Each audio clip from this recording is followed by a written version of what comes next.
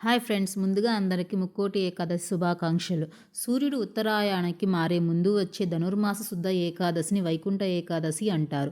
ఈ రోజే పాలకడలిలో అమృతం ఉద్భవించిందంట. అలాగే శ్రీకృష్ణుడు కూడా అర్జునుడు గీతోపదేశం చేసింది కూడా ఈ రోజే. ఎంతో విశిష్టమైనటువంటి ఈ రోజున మనం స్వామివారిని ఉత్తర ద్వారం గుండా దర్శించుకోవడం వల్ల జన్మజన్మల పాపాలు తొలగిపోయి మోక్షం సిద్ధిస్తుందని ప్రతీతి. కృతయుగంలో చంద్రావతి నగరాన్ని రాజధానిగా చేసుకొని మురా అనే రాక్షసుడు పరిపాలించేవాడు. అతడు చాలా శక్తి సంపన్నుడు.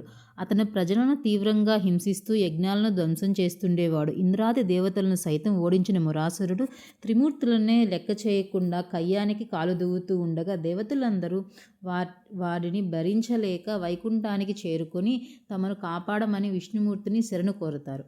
అప్పుడు మురాసురుడు చేసిన పనులను ఆగ్రహంగా విష్ణుమూర్తి అతని మీదకు యుద్ధాన్ని ప్రకటిస్తాడు. ఈ ఇద్దరి మధ్య యుద్ధం కొన్ని సంవత్సరాలు జరుగుతుంది. చివరికి విష్ణువుకు భయపడిన మురాసురుడు ఎవరికీ కనపడకుండా సముద్ర గర్భంలో దాక్కుంటాడు. మురాసురుని బయటకు రప్పించడానికి శ్రీ మహావిష్ణువుకు ఉపాయం ఆలోచించి, నేను యుద్ధం చేసి అలసిపోయాను అని చెప్పి ఆ బద్రికా ఆశ్రమంలోని హైమావతి అనే గుహలోకి వెళ్ళి విశ్రమిస్తున్నాను అని అక్కడున్నటువంటి రాక్షసులతో చెప్పి వెళ్తాడు. ఈ విషయాన్ని తెలుసుకున్నటువంటి మురాసురుడు విష్ణుమూర్తిని చంపడానికి ఆ విష్ణుమూర్తి ఉన్నటువంటి గుహ దగ్గరికి వెళ్తాడు. అప్పుడు తను వస్తుండగా ఇదే సమయంలో విష్ణుమూర్తి శరీరం నుండి ఒక దివ్యశక్తి ఉద్భవించి కొన్ని అస్త్రాలను చేతబూని కేవలం తన కంటి చూపుతోనే మురాసురుణ్ణి భస్మం చేస్తుంది.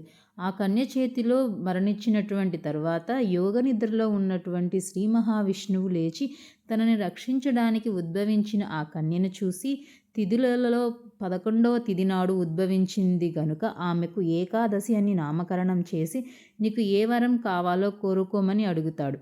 అప్పుడు ఆ కన్య సంతోషించి, స్వామి, మీరు నాకు ఏకాదశి అని పేరు పెట్టారు. నేను ఉద్భవించిన ఈరోజు నా వ్రతం చేసుకొని ఉపవాసం ఉన్నవారికి సకల పాపాలు తొలగి వైకుంఠ ప్రాప్తి కలగచేయమని అడుగుతుంది.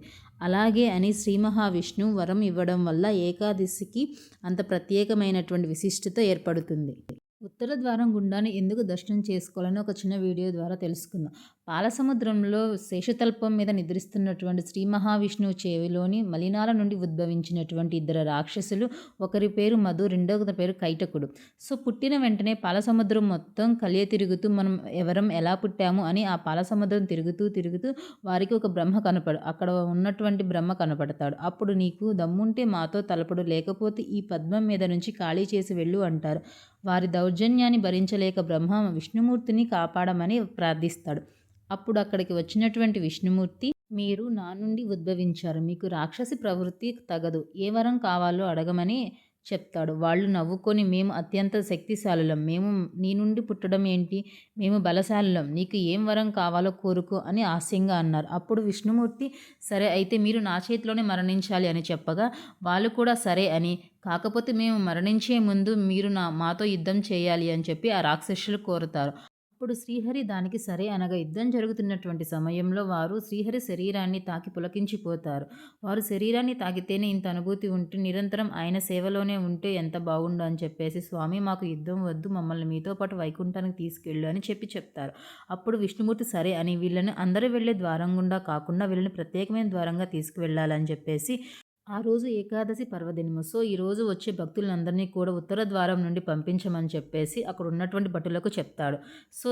అక్కడికి లోపలికి వెళ్ళిన వెంటనే ఆ ఇద్దరు రాక్షసులు కూడా శ్రీ మహావిష్ణువు శరీరంలో ఐక్యమైపోతారు. ఈ విషయం తెలుసుకున్నటువంటి బ్రహ్మాది మునులు అందరూ కూడా చాలా సంతోషించి, ఈ రోజు కనుక మనం వైకుంఠ ద్వారం ఉత్తర ద్వారం తీసినట్లయితే మనము కూడా శ్రీ మహావిష్ణువు ఆశీస్సులు పొందుతామని చెప్పేసి కథ.